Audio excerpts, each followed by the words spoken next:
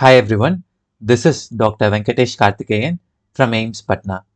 In this session, we will be seeing the recall questions of community medicine from the recent INICET May 22 examinations. Many of you might feel that community medicine is a boring subject and a dry subject, but fortunately or unfortunately, it is being given a lot of importance in the national examinations like the INICET and NEET PG. Approximately 20 to 25 questions came this year, and this is the trend we are observing. On an average, 10% of the total questions of any national exam is coming from community medicine. Hence, it is important to develop an interest in the subject so that it's good for the examination point of view as well as from the public health point of view. Okay, so without wasting much time, we'll get into the session directly. First question: a person presented to you with single hypopigmented patch with loss of sensation. Choose the correct treatment. You are given two images, image A and B. Image A showing a blister pack of green color and B showing red color. So what is the correct answer? A for 6 months, A for 12 months, B for 6 months and B for 12 months. Okay, see, my discussion for the next 1 hour is going to be, I'll tell the question first, I'll tell the options which are being given, then I'll highlight the key points in the question out of which we will find the diagnosis or we will find what they are trying to test, and then we'll choose which answer is correct. We'll also see why the other options are incorrect. Okay, so in this question, what are the key points? A person presented with single hypopigmented patch with loss of sensation. So hypopigmented patch plus loss of sensation. What is the diagnosis? It's leprosy. Okay, if there is up to 5 skin lesions, it is possibacillary leprosy, and if there are more than 5 skin lesions, it is multibacillary leprosy. Okay, so this possibacillary includes borderline tuberculoid, borderline. Okay, whereas the multibacillary includes borderline lepromatous and lepromatous leprosy. Okay, so now we will see what is this red and green color blister pack means. Green color blister pack is for possibacillary leprosy. Okay, what is the treatment duration? It is 6 months. Hence, we will give 6 blister packs, and this 6 blister packs should be completed within a span of 9 months. Whereas multibacillary, it is red color blister pack. It is for 12 months. So 12 blister packs are given, and this should be completed within a span of 18 months. Okay. So what does this green contains of? This green is for possibacillary. Each blister pack is for 1 month. So we will be giving 6 blister packs. What does it contain? It contains 600 milligram of rifampicin, which should be given on day 1. Apart from the 600 milligram of rifampicin, what else should you give on day 1? You should give dapsone 100 milligram tablet. So dapsone plus rifampicin on day 1. Day 2 to day 28, we should give 100 milligram of dapsone. Okay, it is kind of similar in multibacillary leprosy as well, but the extra addition is that apart from rifampicin and dapsone, we are adding clofazimine 300 mg for the day 1, and in rest of days day 2 to 28, we are adding clofazimine 50 mg. Okay, so this clofazimine is added in case of multibacillary leprosy. Hope I'm clear. Okay, as discussed, duration is 6 months for possibacillary and 12 months for multibacillary. And what is the dosage in children? Instead of 600 mg of rifampicin, we give 3/4, that is 450 mg on day 1. 300 mg of clofazimine once a month and 50 mg of clofazimine daily is given in case of adults, whereas half of it is given in children. Instead of 300, we give 150. Instead of 50 mg daily, we give 50 mg on alternate days. Okay, dapsone instead of 100 mg, we give 50 mg. Okay, next. Okay, what is the answer? Single hypopigmented patch, loss of sensation. Answer is possibacillary leprosy. What is the treatment? Option A. For how long? 6 months, because it is possibacillary. Okay. Okay. So throughout my discussion, I will try to include some images. Okay. So that it might come as an image-based MCQ, and we'll see how these images can be asked as questions. Okay. We'll see the first image. What is this image? Okay, I'll give you a clue. Before that, what you could see? You could see the emblem. You can see the symbol of ruling party of the nation. you can see the symbol of opposition party of the nation. You can see the symbol of ruling party of Tamil Nadu. Okay, what does it mean? What does this symbol stands for? And why we are discussing it here? Because it is related to leprosy. Which program is related to leprosy? National Leprosy Eradication Program. What does that symbol even mean? See, you have a hand like this with a lotus on top. Okay, and there is sun in between. This sun shows that ray of hope in the lives of leprosy people. Okay, this partially affected thumb and forefinger shows that this is the hands of a patient of leprosy. Okay, so this is the symbol of National Leprosy Eradication Program. Okay, so we'll move on to the next question. According to WHO SAGE, how many doses of HPV is or are given to 9 to 14 years girl? Okay, the options were 1 dose, 2 dose, 1 or 2 dose or 3 dose. Okay, what is HPV? Human papilloma virus. What does it cause? CS cervix. Okay. See, you might think that some options are not exactly the same as the of the INICET examination. Though this is a recall session, I have tried my best to replicate the exact same things. But since there is some recall bias amongst exam attended students, it might not be exactly the same. So our aim is rather to sensitize you about how a question can be twisted and asked, how to rule out the different options and how to choose the best answer possible. So we'll focus more on the concept rather than focusing which is the exact answer or why this is given like that. Okay. First, what is the sage? Buddha. Is Buddha a sage? Of course. But what does it need to do here? Nothing, right? So WHO SAGE stands for Strategic Advisory Group of Experts on Immunization. SAGE stands for Strategic Advisory Group of Experts on Immunization. Okay. So what does the SAGE recommend?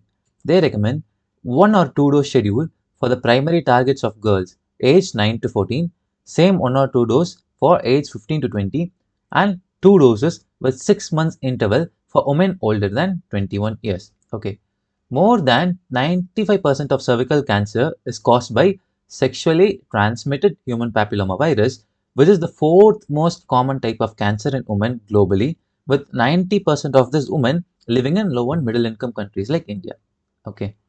So immunocompromised individuals, including those with HIV, should receive 3 doses if feasible, and if not feasible, then they should receive at least 2 doses. Okay. There is limited efficacy of a single dose in this immunocompromised group, unlike the healthy population where even 1 dose might do a very good job. Okay. So what you could see that this article was updated just 1 month before now. Okay. So such recent questions are being asked in INICET, and it is very important to keep ourselves updated. Okay. So the answer here is 1 or 2 doses. Okay, 9 to 14 years HPV vaccine, how many doses? 1 or 2 doses. Okay, because we saw that single dose, it provides a comparable efficacy as to that of 2 or 3 dose regimens. Okay, we'll move on to the next question.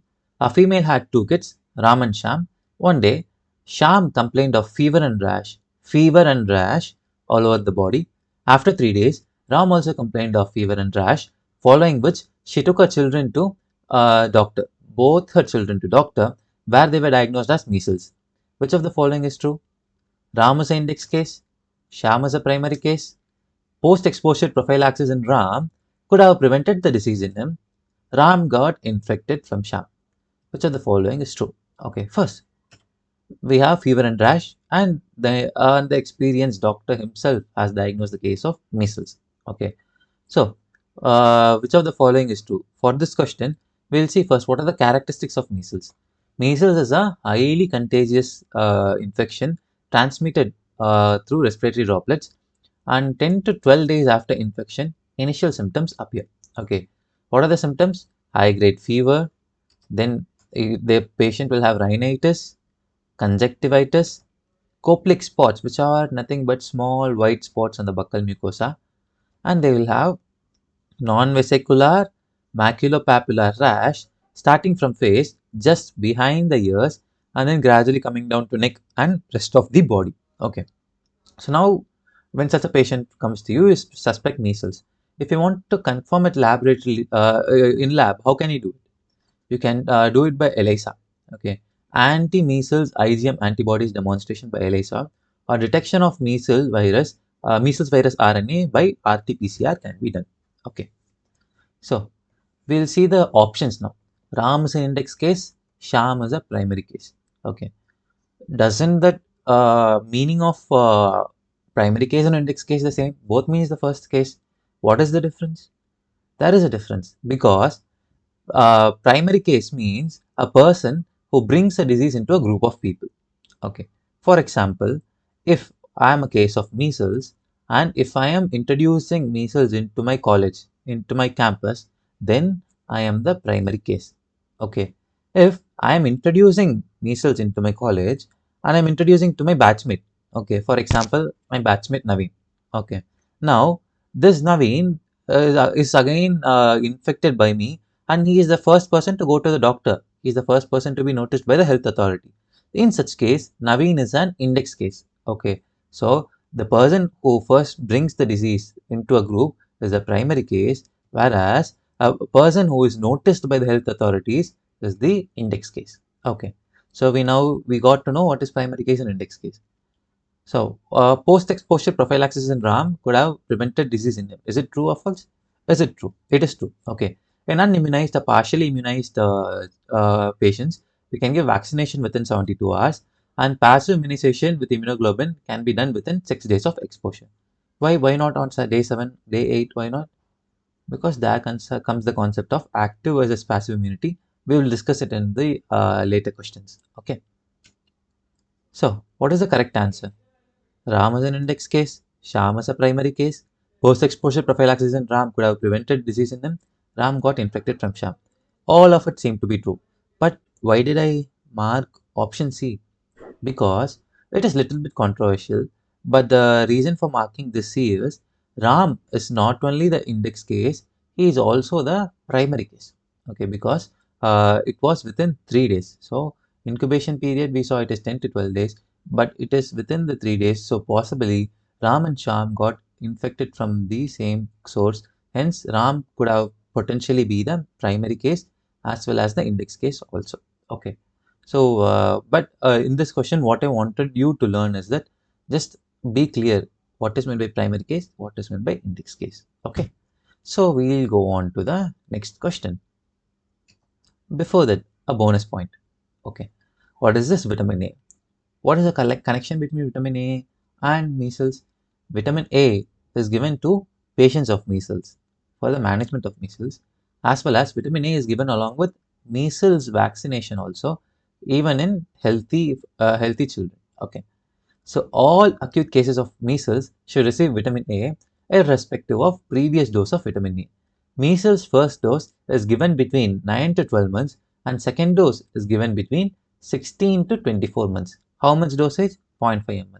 Where they should give? In the right upper arm. Which route? Intravenous? No, in subcutaneous. None of the vaccines is given in intravenous route. Okay. Next, vitamin A first dose along with measles vaccine is given on 9th month. Okay, how much? 1 ml. How much 1 ml contains? 1 lakh international unit. Which route? Oral route. Okay. When it should be repeated? It should be repeated every 6 months. Okay. Second dose should be started after the 9th month measles immunization plus vitamin A. Then the second dose should be given from after 6 months, and this should be continued till 5 years of age. Okay. So only less than 1 year you give 1 lakh international unit. For more than 1 year you give 2 lakh international units. Okay. So totally how much vitamin A a child would receive at the end of 5 years? Ideally, the child should have received 17 lakh international units. Okay. Next question. All increases the confidence interval except. Okay. Such questions in statistics that do about confidence interval usually decreases the confidence of students. But what to do? We should have a clear understanding. It's not very complicated. It is not rocket science. It's very simple. I'll try to make it easy for you. Okay. What were the options? Increase in sample size, decrease in sample size, increase in variability, none of the above. Okay. What does confidence interval mean? Okay. It is a range of values within which we are 95% confident that the true population value lies. Okay. So it is not a single value, it is a range of values. Okay. For example, if the population mean is 70 kg, if there are 100 people in your class and the average weight is 70 kg, that is the mean value of 70 kg. What will be the confidence interval? The confidence interval will be like 68 to 72 kg. Okay, this might be the confidence interval. Okay. So before going into details about confidence interval, first we will see the formula for confidence interval. So 95% confidence interval for population means is equal to sample mean plus or minus 2 standard error. So okay, it's actually 1.96, but for sake of convenience, we'll have it as 2 standard error. Okay, what is standard error? Standard error is equal to standard deviation divided by root of sample size. So substitute this formula for standard error here. What do you see? You see the root of sample size coming as the denominator. So whenever the sample size is increasing, the population mean will decrease and the vice versa. Okay. So 95% confidence interval for the population mean indicates that there is 95% probability that the population mean actually lies within that particular confidence interval. Okay. If the average mean weight of your class is 70 kg and the confidence interval is 68 to 72 kg, I am telling that it is 95% confidence interval, the 68 to 75, then it means that there is 95% probability that this population mean actually lies within the confidence interval of 68 to 72 kg. Okay. Similarly, this can be represented here also. See this 2.5% in the lower side, this 2.5% in the lower side. If the confidence interval is 95%, then it is like 68 to 72 and the mean value is 70, then I'm 95% confident that the probability of mean value lying between this range between 68 to 72 is 95%. Okay.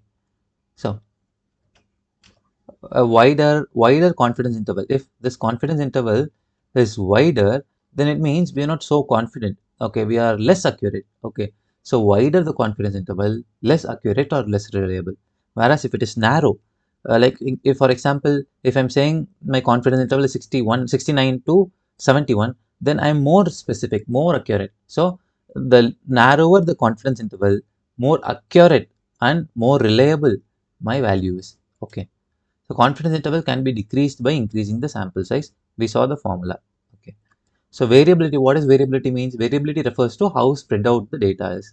Okay. If the variability is more, if the data is more spread out, then the standard deviation increases. As a result, standard error increases, and as a result, confidence interval increases. Again, just substitute in the formula, you will understand this. Okay. So all increases the confidence interval except increase in sample size. Increase in sample size will decrease the uh, will uh, will decrease the confidence interval, will make the confidence interval narrower, thereby it will make the confidence interval more accurate and more reliable. Whereas decrease in sample size will increase the confidence interval, increase in variability also will increase the confidence interval. Okay. Next question. Which of the following research methods is used to describe the collected data? Theoretical statistics, descriptive statistics, analytical statistics, or inferential statistics? So before going into this question in detail, we'll see what is the difference between a population and a sample. Okay. So uh, if you're going to do a study across the nation, considering everyone in a particular for a particular domain, then it is population. Whereas you cannot collect data from each and everyone in the country. You cannot collect each and data from each and every diabetes patient. You should have some sampling criteria so that they actually represent the whole population. Okay. So in such case, we use a sample. So any value which is related to the population is called parameter, whereas a value obtained from sample is called statistics. So this is the basic difference between population and parameter.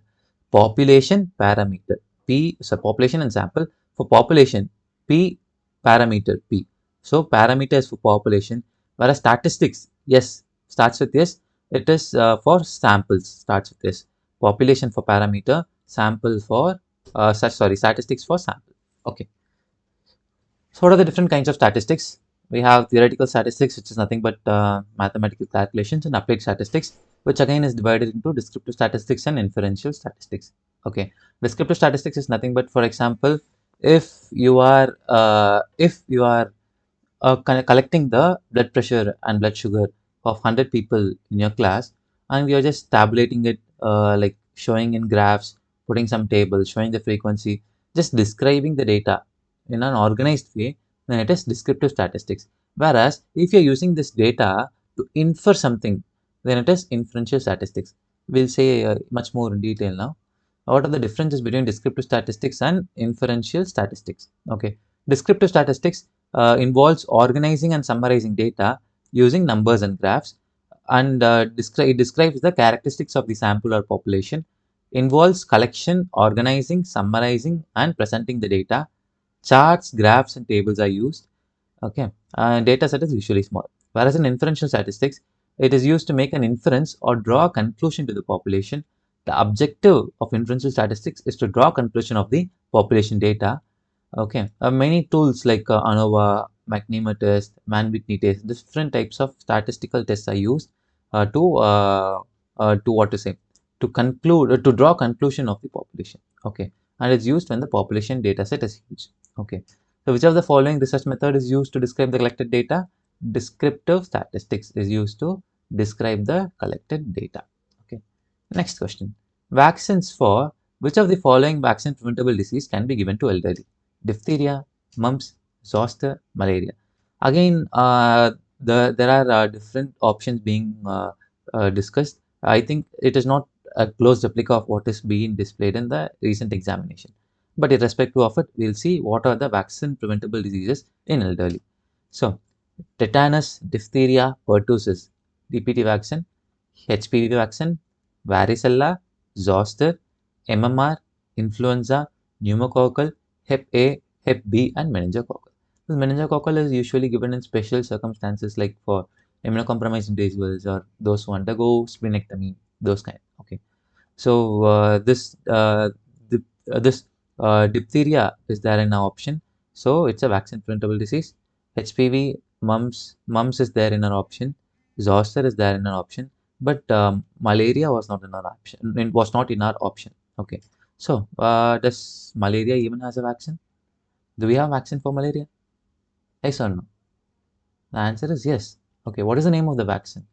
RTS SAS01. Okay, this is a vaccine for malaria, but as of now, it is given only in high-risk areas, that too for children. So, but our question is about adults, so we'll rule out this fourth option. Okay, next question. A female known to be on ART, antiretroviral therapy, gave birth to a child by vaginal delivery. Which one is true regarding prophylaxis to neonate? Options were: in exclusive replacement feeding, prophylaxis of nevirapine is to be given for 6 weeks. In exclusive breastfeeding, there is no need of nevirapine prophylaxis. In exclusive replacement feeding, nevirapine prophylaxis should be given after testing and subsequently repeat testing after 6 weeks. In exclusive replacement feeding, no need of nevirapine prophylaxis. Okay, which of the following is true? Okay, before that, what does this ART consist of, especially in pregnant female? It contains once daily fixed dose combination of TDF, 3TC, and EFV. Okay, what is TDF? Tenofovir, 300 mg. Okay, what 3TC? Lamivudine, 300 mg, and EFV, very easy, efavirenz, 600 mg. So lamivudine, efavirenz, and tenofovir should be given. Okay. Infants of mother who are receiving ART and are exclusively breastfed or exclusively replacement fed should receive at least 6 weeks of infant prophylaxis with syrup nevirapine. Okay, so whether you're going to do breastfeeding or whether you're going to do replacement feeding, you should give nevirapine syrup for at least 6 weeks. Okay, infant prophylaxis should begin at birth or when HIV exposure is known. Okay. Again, we are seeing the same thing: lamivudine, efavirenz, and tenofovir for pregnant and breastfeeding women, and for HIV-exposed infants, whether they are going to undergo exclusive breastfeeding or exclusive replacement feeding, they are going to get 6 weeks of nevirapine. How much? 2 mg per day. Okay. So we'll do early infant diagnosis at 6 weeks, 6 months, and 12 months. Okay.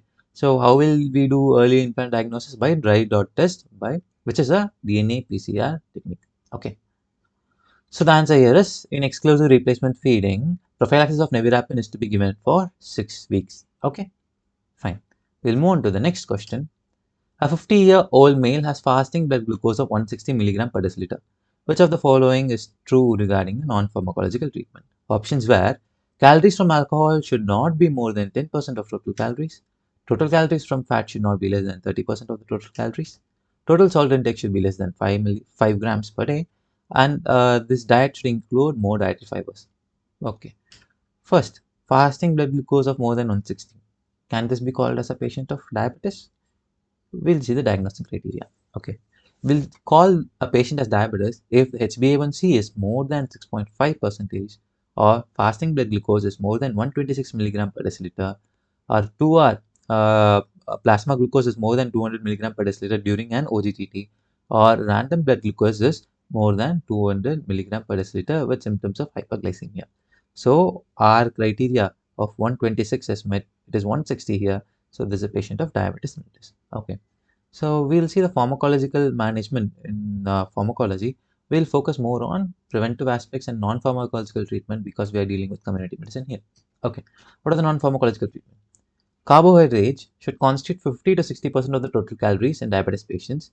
Proteins should constitute 15 to 20%. Fat should be less than 30%, and that too from animal fat. Saturated fat should be less than 10%. Cholesterol should be less than 300 milligram per day. Fiber should be 25 to 40 gram per day, which is same as that of general population. Whereas in our option we were having, it should include more dietary fibers. No, even diabetes patients should have the same level of fibers. Sodium should be less than 2 grams, not less than 5 grams. Alcohol should be less than 5% of total calories, not less than 10%. And vitamins and minerals are same as that of general population. Okay. So when we are trying to counsel the patients and giving some diet plans, we should not suddenly decrease or increase the diet. Okay, it should be done in a gradual manner. It should not be altered more than 500 kilocalories per day at a stretch. Okay, so the answer here is total calories from fat should be less than 30% of total calories. That is correct. From alcohol, it should be less than 5%. Salt intake should be less than 2 grams, and it should include same amount of dietary fibers. Okay, fine. Let's go to the next question. A 1-year-old child has come to you. Okay, he received his last DPT vaccine at 6 weeks of age. Okay, now he is coming to you giving the chocolate for first birthday along with his parent. Okay, what you will do? Okay, you have properly counseled him. After 6 weeks of DPT, you should come at 10 weeks, 14 weeks, all these things. You have gave him the immunization card, but the father did not bring the child. Now we are scolding the father. Father is telling, you gave some vaccine, it is not good for my child, and because of that vaccine, my child was crying for 6 hours continuously. Okay, why? Why do you think is the reason? Okay, is it a faulty technique? Is it some issues with the healthcare practitioner? Is it some issue with the baby? No, the issue is with the vaccine itself. Which component of vaccine? Pertussis component of vaccine. Okay, this pertussis component of DPT vaccine has a tendency to cause like unconsolable cry in children. Okay, so we should counsel the patients. I mean, counsel the parents properly so that the parents are not afraid of such a thing happening after vaccination. Okay, so now this child after 6 weeks comes to you directly at 1 year. What will you do? Skip the DPT, give second dose of DPT, give first dose of DPT again, and restart the schedule? None of the above. Okay, what is the answer? Before that, we will see this national immunization schedule. This is extremely important from community medicine point of view as well as from pediatrics point of view. One question we can definitely expect in this NEET PG. So I'll discuss giving little weightage. Okay, BCG. What are the vaccines to be given at birth? BCG, hepatitis B, and OPV. What are the vaccines to be given at 16 and 14? OPV, pentavalent, rotavirus, IPV. Okay, what should be given at 9 months? Measles or MR, JE, vitamin A. What is the next vaccine after that? We'll give DPT booster and MR second dose, in 16 to 24 months. Okay, along with it, we'll give OPV booster and JE2. Okay, and DPT booster, when we'll give second booster, we'll give in 5 to 6 years, TT 10 years and 16 years. Okay, we'll see the route and dose also. BCG, we should give at birth or as early as possible within 1 year of age. How much dose? 0.1 ml intradermal left upper arm. Intradermal means the needle should be at 10 degrees. The needle should be 10 degrees from the surface, okay, or 10 degrees to the skin. If it is subcutaneous, it should be 45 degrees. If it is intramuscular, it should be 90 degrees. Okay. So 0.1 ml intradermal we are giving. Hepatitis B, it should be given at birth or as early as possible within 24 hours. What is the dose? 0.5 ml intramuscular anterolateral side of mid-thigh. OPV birth dose at birth or as early as possible within first 15 days. How much? 2 drops per oral. Okay. So again, we should give 6, 10 and 14 weeks OPV. And pentavalent, what does it contain? DPT, diphtheria, pertussis, tetanus, hepatitis B and H influenza. Okay. It can be given a maximum up to 1 year of age. 0.5 ml intramuscular anterolateral side of thigh. Rotavirus similarly 6, 10, 14 weeks, 5 drops per oral. OPV is 2 drops, rotavirus is 5 drops. Okay. BCG is 0.1 ml, IPV is also 0.1 ml. Instead of 6, 10 and 14, just leave the 10th week, it is 6 and 14, fractional IPV. Okay. It is again intradermal, right upper arm. Okay. BCG is left upper arm, IPV is right upper arm. Okay. Measles. Measles should be completed, measles should be given at 9 months of age till 12 years, but it can be given till, 9 months to 12 months, but it can be given till 5 years of age. 0.5 ml subcutaneous right upper arm. Okay. What did you give at right upper arm before? IPV. Now, measles. Okay. JE, similar to BCG, it is given in left upper arm. Same time frame of 9 months to 12 months, 0.5 subcutaneous. Vitamin A at 9 completed months with measles rubella, 1 ml oral. We saw in detail about vitamin A. Okay. So DPT 16 to 24 months, 0.5 ml IM. Measles or MR second dose, 0.5 ml subcutaneous. Okay. OPV we saw, IJE we saw, vitamin A we saw. DPT booster 5 to 6 years, TT 10 and 16 years, 0.5 ml IM. Okay. Another common question is that what are the maximum immunization limits? Okay, BCG 1 year, 0 dose of OPV 15 days, OPV first, second and third dose maximum up to 5 years, DPT up to 7 years, but pentavalent 1 year. Okay, first dose of pentavalent is given up only up to first year, but second dose can be given after 1 year if first dose is given within 1 year. Okay, hepatitis B 1 year, Haemophilus influenza B 6 years, rotavirus 1 year, measles 5 years, MR 5 years, JE 15 years, vitamin A 5 years, TT 16 years. Rotavirus, what is the notorious complication of rotavirus vaccine? It is, yes, intussusception. Okay. So, same thing again. So, in this case, DPT at 6 weeks. Okay. So, what is the limit we saw? 7 years. So, when the child is coming at 1 year, we'll give the second dose of DPT and we will continue the schedule. Okay. We won't skip or we won't restart the schedule. Okay. Good. Next question. Routine screening is cost effective and recommended in VDRL, Bacteriuria, GDM and echo. Okay. So, what is GDM? Okay, GDM is gestational diabetes mellitus. How do we diagnose? We give 75 gram OGTT. Okay, in 300 ml of water, we put 75 gram glucose, and irrespective of last meal, we are going to check the blood glucose level at 2 hours. So, this postprandial blood glucose level, if it is more than 140 milligram per deciliter, then it is gestational diabetes mellitus. Okay, so we'll be doing it at the first antenatal visit or 12 to 16 weeks of gestation. If the reports are normal, then we'll screen again at 24 to 28 weeks and later at 32 to 34 weeks. Okay. So, just giving 75 grams of glucose in water and you are able to diagnose gestational diabetes mellitus by taking blood glucose level. Don't you think this is very cost effective? Of course it is. Okay. And it is recommended routinely because this could potentially prevent a lot of complications for mother and infant which is associated with gestational diabetes mellitus. So, GDM is the best option here. Next close option is VDRL, but syphilis is not as prevalent as gestational diabetes mellitus and it is not very cost effective as well like gestational diabetes mellitus. So, The best answer in this case would be GDM. Okay. Next question. Which of the following is true regarding genetic screening? The options were screening requires genetic mapping, screening tests define risks of passing a genetic disorder, screening is more accurate than diagnostic test, it is usually invasive. Which of the following is true? Before that, what is genetic mapping? Genetic mapping is an important tool for locating a specific gene to a particular region of the chromosome. Okay. If my eye color is black, okay, there is some gene responsible for this, and where does this gene is located within this chromosome, that we'll find out by a process called genetic mapping. Okay, what is the difference between a screening and diagnostic test? Very simple but confusing at times. Okay, screening test is done to those who are apparently healthy or asymptomatic. It is applied to a group of individuals. Results are based on one criteria. Results are not conclusive, less accurate, less expensive, less invasive, and it is not a basis for treatment. Whereas diagnostic test, it is done to those with suggestive signs or symptoms. It is applied to a single person. Results are based on the evaluation of number of symptoms, signs, and investigations. Results are conclusive and final.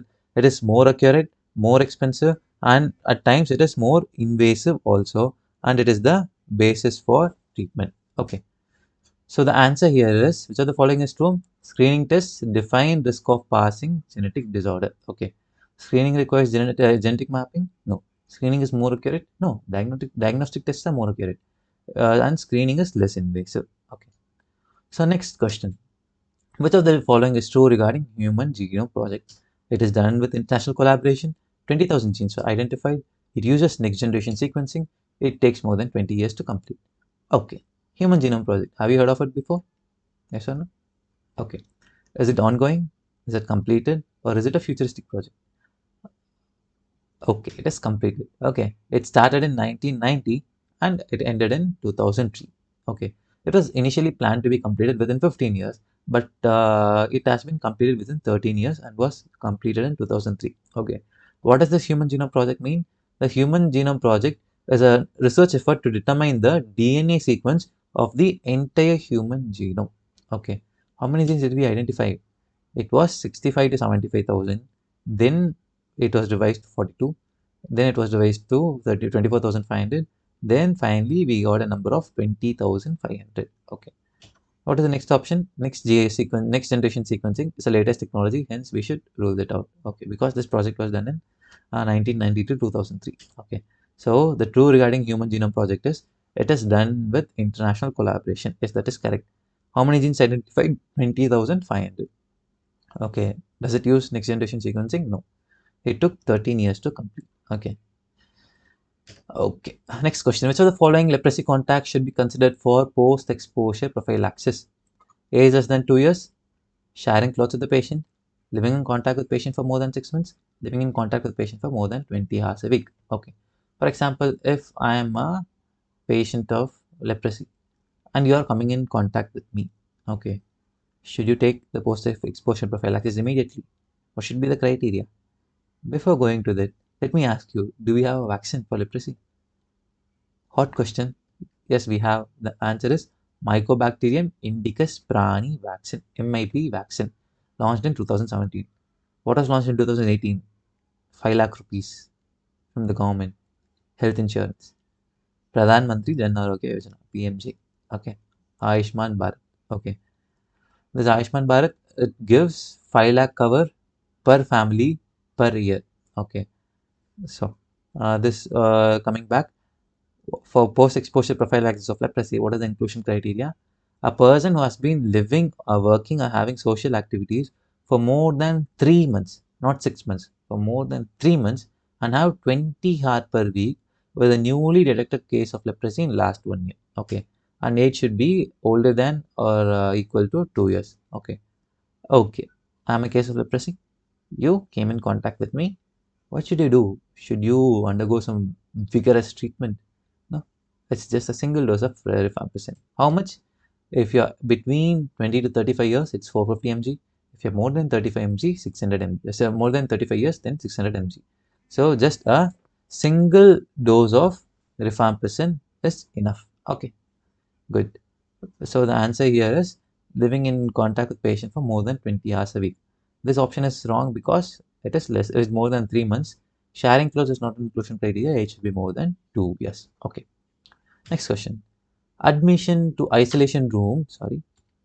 Admission to isolation room is advised in which airborne infection?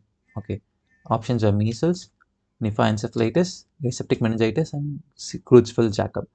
We saw in the before question itself, measles is airborne, hence the isolation in isolation in a separate room is needed for measles. Okay, fine. Which of the following is not routinely screened for before blood transfusion? As medical students, you might have donated blood several times, and you could have noticed them screening for certain diseases. What are those diseases? What are those diseases? They are HIV, hepatitis B, hepatitis C, then syphilis and malaria. Okay. The options given here were malaria, dengue, HBV, HIV. Okay. What are these actually called? They are called as transfusion transmitted infections because they are resulting from the introduction of pathogen into a person through blood transfusion. Okay. What are the diseases being screened for? Hepatitis B and C, HIV, syphilis, and malaria. Okay, so the option which is strong here is dengue. Okay, next question. Whether the following is true regarding typhoid control? Options are: immunization is the most important measure. Drug resistance in typhoid is not as big as in TB. Person-to-person transmission is present in 10% of cases. Safe disposal of human excreta, safe water supply, and personal hygiene is more important than immunization. Okay, which of the following is correct? Is immunization the most important measure? No. Drug resistance in typhoid, is it present? Yes, it is present, but it is not as serious as TB or not as big as TB. Person-to-person transmission is present in more than 10% of cases. Safe disposal of human excreta, safe water supply, and personal hygiene is more important than immunization. Yes, of course, this is the most important step, more important than the immunization itself. Okay. Next question. A patient presents to you with 3 weeks fever and abdominal distension. Antibiotics and antimalarials were not helpful. He turned out to be RK39 dipstick positive. Which drug can be used? Options are fluconazole, bedaquiline, amphotericin B, and penicillin. Okay. What are the keywords? Fever, abdominal pain, antibiotics and antimalarials non-responsive, RK39 dipstick positive. Diagnosis, please. Clues here. What is this? Cala. Cala means black. Cala na karupu. Okay. So cala means black. So this is a patient of cala azar, which is otherwise known as visceral leishmaniasis. Okay. What are the features? Why it is cala? Because there is blackening of the skin. So cala azar. Okay. Why there is abdominal distension? Because visceral leishmaniasis presents with enlargement of liver and spleen. Hepatosplenomegaly is there. So there is abdominal distension. Other features: night sweats, fever, bleeding, scaly skin, dark skin, cough, weakness, substantial weight loss. Okay, so because of this blackening of skin, Kala Azar is also known as black fever. Which of the following is okay? Which is known as the Black Death? It is plague. Black fever is Kala Azar. Black Death is plague. Okay, what is this image related to Kala Azar? It is PKDL, post Kala Azar dermal leishmaniasis. Okay, what is the drug of choice for RK39 positive, that is visceral leishmaniasis? Drug of choice is amphotericin B. Okay, if the patient is telling that I don't want my skin to be pricked, I am very sensitive to injections, I don't want injections, then what you can give? You can give oral miltefosine. Okay, oral miltefosine. What is the next question? A 25-year-old male presents with fevers and chills for 1 week and altered sensorium for 1 day. RDT Pf is positive. RDT Pf, so Plasmodium falciparum is positive. So this is a clear-cut case of serious falciparum malaria and cerebral malaria. Okay, which of the following is not a complication? Creatinine elevated, RBS less than 40, unarousable coma, and RTL pH more than 7.4. Okay, so what are the features of severe falciparum malaria? Unarousable coma, renal impairment, non-cardiogenic pulmonary edema, liver dysfunction, hypoglycemia, metabolic acidosis. Acidosis means pH less than 7.4. Okay, but the options we saw alkalosis. Okay, so and hematological abnormalities and other things. So the wrong option, that is, which of the following is not a complication? Alkalosis is not a complication. Acidosis is a complication. Okay. Next question. As per NTEP, high priority TB-HIV district is defined as more than 10% of HIV patients having, more than 10% of TB patients having HIV, more than 12% of TB patients having HIV, more than 15%, and more than 20%. What is the answer? More than 10%. If more than 10% of TB patients have HIV, then it is defined as high priority TB-HIV district. Okay. What is high risk TB district? If there are more than 180 cases per lakh population, this is high risk TB district. What is high risk drug resistance TB? When there are more than 25% of relapses in newly detected case, it is high risk drug resistant TB district. Okay. Next question. Whether the following is false regarding rabies immunoglobulin. Okay. IM dose is 20 international units per kg, not given after 7 days of first vaccine dose. Equine immunoglobulin can be used when human immunoglobulin is not available. Maximum dose of immunoglobulin must be given at deltoid. Which of the following is wrong? Okay. Intramuscular dose is 20 international units per kg. Yes, that is correct. Not given after 7 days of first dose. Why? Is it correct or wrong?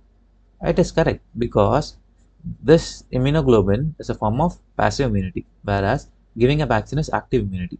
This active immunity is giving giving vaccines and stimulating the body to produce antibodies by itself. So this will definitely take some time, but the protection conferred is for a long period. Okay. On the contrary, passive immunity is obtained by transfusing the immunoglobulins. It gives immediate protection, but the protection is short-lived. So in cases like rabies, we are giving a mix of both active immunity and passive immunity.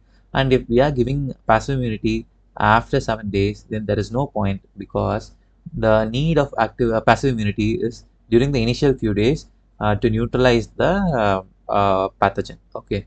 And also around 7th day and all, we would have developed some kind of antibodies from the active immunity, that is from the vaccines. Okay.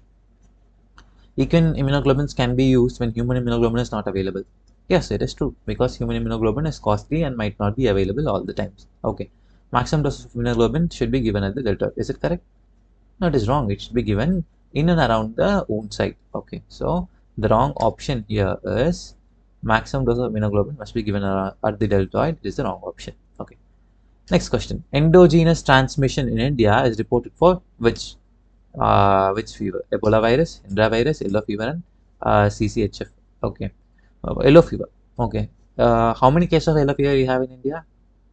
We don't have. Okay. We don't have any case of yellow fever in India. Okay. Can you get the vaccine? Do you have vaccine for yellow fever? Yes. We have vaccine for yellow fever. If you're going to some South African countries, then it is mandate to take this yellow fever vaccine.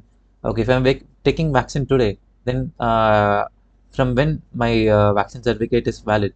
It is valid from day 10. Okay. And how long? Till 10 years. But this 10 years was a old guideline. Now it is from 10 days till lifelong. Okay. The vaccine is effective from day 10, and this is enough for rest of your life. No need to repeat the vaccine after 10 years, unlike the previous recommendations. Where can you get? You can come to AIIMS Patna to get the yellow fever vaccine, which is directly functioning under the Department of Community and Family Medicine. Or if you are in Chennai, there are institutes in Chennai. You can just Google. You can fix online appointments and you can take yellow fever vaccine there. Okay. There are a lot of centers for yellow fever across the country. Okay. So which of the following here is showing endogenous transmission in India? It is CCHF. What is CCHF? Crimean Congo hemorrhagic fever. Okay. So when was the first case reported? In Jan 2011 in Ahmedabad, Gujarat. Okay. Fine. So next question, last few questions. India is a diverse country with various culture and languages. Which of the following is correct? Give due emphasis on patient's cultural context. Leave communication to the interpreter. Physician may consider giving emphasis on communication. Treat patients regardless of their perception. Okay. Give due emphasis on the patient's cultural context. Okay. For example, if a vegetarian person is coming to you with symptoms of tingling along the toes and other features suggestive of beetle deficiency, and you suggest them to start eating non-veg, okay, what will happen? The patient will scold you in his mind He won't tell anything to you. He won't be compliant to you. He won't improve, and obviously he will start blaming you, and he will go to meet another doctor for a consult. Okay. So how this could have been prevented if you are aware, if you have elicited the history of diet from this patient, and if you have taken into consideration that the patient is a vegetarian due to some cultural reasons, then you would have given a better alternative. So it is very important to understand the patient's cultural background in order to give a better treatment. Leave communication to the interpreter. Okay, I am from Tamil Nadu. I am in Bihar now. I don't know Hindi, so I'll just examine the patient. I'll just give him the drugs. That's all. My work is over. Is it the right attitude?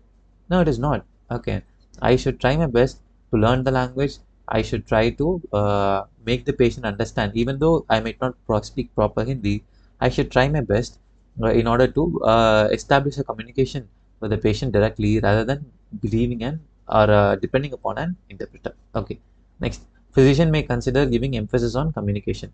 It is like not may consider, physician should consider giving emphasis on communication. Then treat patients regardless of their perception.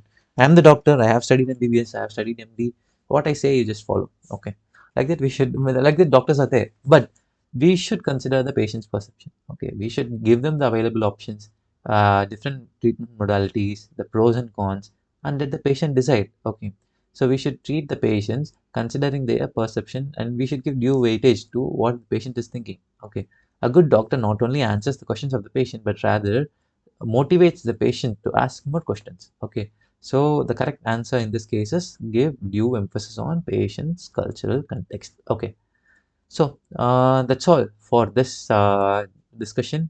So there might be few questions which were overlapping with other subjects, and few questions missed out with the belief that it will be covered in other subjects. Okay, but this is a basic idea of the different wide variety of questions which is asked from community medicine. You could see roughly 10% of the questions, and this is a constant number. This 10% is a constant number.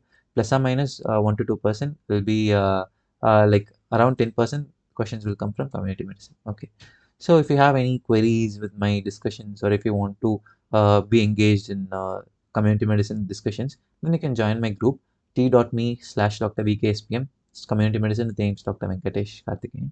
You can join this group where we have a beautiful community of more than 3,300 members currently, and I'll be happy to help you if you have any queries. I'm also available in all social media platforms like Facebook, Insta, YouTube, Twitter, and LinkedIn. You can connect me anywhere. I am available in the same name, Dr. Venkatesh Karthikeyan. So, thank you so much. I hope this session was fruitful to you. All the best for your examinations. Thank you.